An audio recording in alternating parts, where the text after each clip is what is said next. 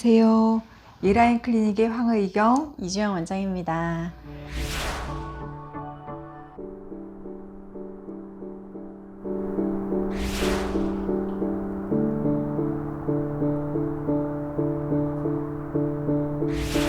드디어 예라인 클리닉의 피부관리 기본 3탄, 세안, 보습, 그리고 자외선 차단제 사용의 마지막인 상황별 자외선 차단제 고르기입니다. 남성분들은 기본 세안하시고 보습 로션은 바르셔도 자외선 차단제는 끈끈하고 백탁이 있다고 안 바르시는 경우가 많은데요.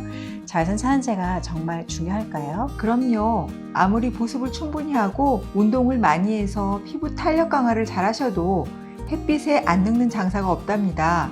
피부 노화의 주범인 광노화를 피하기 위해서는 꼭 자외선 차단제를 하셔야 합니다. 보통은 운전하고 회사 출퇴근만 하거나 집에서 주로 생활하고 마트만 잠깐 왔다 갔다 하기 때문에 자외선 차단이 필요 없다고 잘 안 바르시는 분들도 많은 것 같아요. 자외선 차단은 일상생활 중에도 꼭 필요한데요. 자외선이 무엇인지 간단히 알아볼까요? 가시광선보다 파장이 짧고 에너지가 높아서 신체의 화상이나 DNA 변성 등을 가져올 수 있는 영역대인데 우선 UVB가 아주 세고 강력해서 보통 일광화상을 일으키는 자외선이랍니다. 여름날 해변에서 자외선 차단제를 안 바르고 몇 시간 동안 놀다가 피부가 빨갛게 익거나 물집이 생기는 것은 UVB 때문이에요. UVA는 파장이 길어서 유리창도 통과하고 보통 피부가 거칠어지고 주름을 만드는 자외선이에요. 피부 광노화와 검버섯, 잡티를 일으키는 자외선입니다. 우리가 자외선 소독기를 쓸 때 그 자외선은 UVC인데 다행히 파장대가 아주 짧아서 지구로는 통과하지 않는 자외선이랍니다. 네, 우리가 흔히 UVA, UVB라고 알고 있는데 UVC도 있군요. UVA가 광노화를 일으키는 주범인데 유리창 통과하니까 집에서도 꼭 자외선 차단제를 발라야겠네요. UVA가 아무래도 우리 일상생활에서는 더 중요할 것 같은데요. 그렇다면 자외선 차단제에서 흔히 알고 있는 UVB 차단지수인 SPF보다 UVA 차단지수인 PA가 더 중요할까요?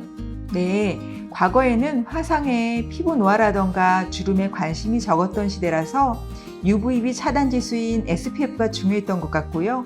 현대는 웰빙의 시대이고 사실 UVA가 우리 생활 중에 항상 따라다니는 아이이기 때문에 PA에 신경을 써서 자외선 차단제를 고르는 것이 좋을 것 같아요.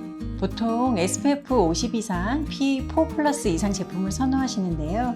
각각의 지수가 높을수록 좋을까요? SPF는 UVB 차단 지수라고 말씀드렸는데요. 보통 차단율을 1- 차단 지수분의 1로 생각하시면 됩니다. 예를 들어 SPF 25는 1- 25분의 1은 0.96, 그래서 자외선 차단율 96%, 30은 97%, 50은 98%, SPF 100은 99%니까 자외선 차단제 SPF 30 이상이면 차단율에는 크게 차이가 없다고 해요. 대신 이러한 자외선 차단 지수를 가지려면 투 핑거 팁 어마운트, 즉 손가락 2마디 양만큼 많이 바르셔야 하는데 이렇게 많이는 못 바르시고 또 중간중간 자외선 차단제가 지워지니까 서너 시간 간격으로 자외선 차단제를 바르라고 안내하는 거랍니다.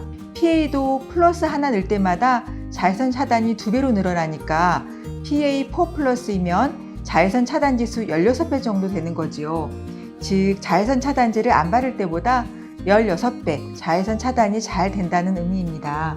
네, 무조건 SPF가 높은 제품이 아니라 SPF 30 이상인 제품을 양을 좀 많이 해서 3-4시간 간격으로 바르는 것이 더 효과적이겠네요.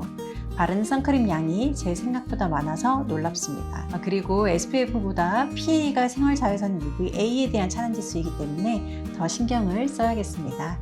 그리고 또 궁금해하시는 것이 비비크림이나 파운데이션에서도 SPF, PA 자외선 차단지수가 표시되어 있는데 꼭 선크림을 또 발라야 하는지, 또 형광등 밑에서도 자외선 차단제를 발라야 하는지 이런 내용들을 궁금해하실 것 같아요. 네, 조금 전 말씀드린 손가락 2마디의 크림 양이 설명이 될 것 같은데요. 비비크림이나 파운데이션을 펴 바르는 제품이기 때문에 양을 그렇게 많이 바르게 되면은 달걀 귀신같이 보일 것 같은데요.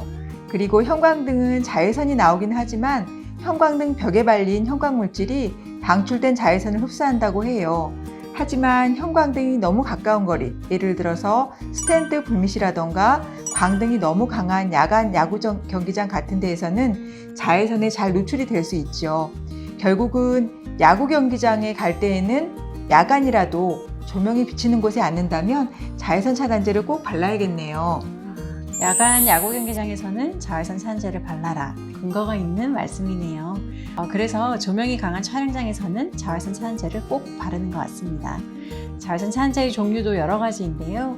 보통 물리적 자외선 차단제, 화학적 자외선 차단제를 언급하는데 어떤 제품을 추천해 주시는지요? 네, 물리적인 자외선 차단제는 무기자차라고 해서 이산화티타늄이나 산화아연 등의 금속 가루를 곱게 기름에 개어서 피부에 바르면 자외선에 이 금속이 반사되어서 물리적으로 자외선이 차단되는 원리이고요. 화학적 자외선 차단제는 유기자차라고 해서 화학 성분이 자외선을 흡수해서 열로 바꾸는 기전이에요. 아보벤존, 옥시벤존, 오틸 메톡시 신라메이트가 대표적인 유기자차 성분이에요. 주로는 무기자차가 화학적 변화 과정이 없어서 안전하긴 하지만 백탁 현상이라는 단점이 있어요. 그래서 무기성분과 유기성분이 혼합 자외선 차단제로 많이 나오는 것 같고요.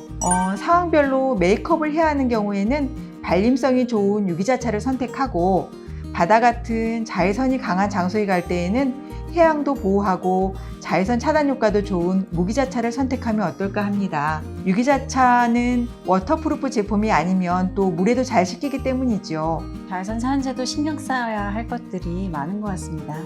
그럼 마지막으로 이 자외선 차단제를 사용하면서 주의할 점이 있을까요?